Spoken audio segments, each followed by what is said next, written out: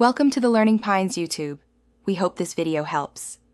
You begin by assembling the concrete pieces you will use: icons, target executables, and a layout file.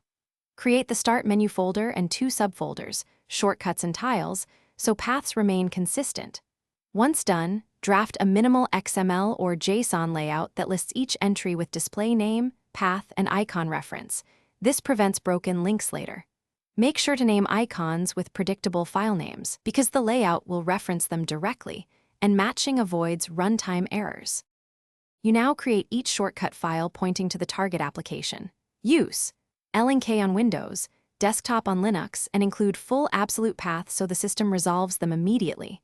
Then populate the layout file with the shortcut ID, icons, and optional metadata like arguments or working directory.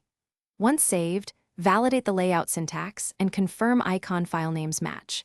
If an entry requires elevation, set the Run as Admin flag here. Otherwise, users will see permission prompts at launch.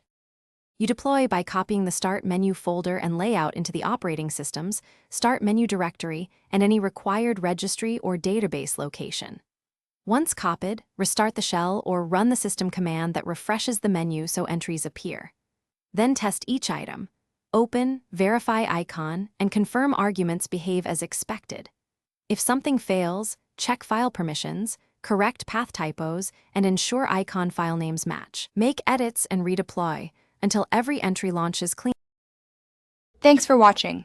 Consider subscribing if we helped you.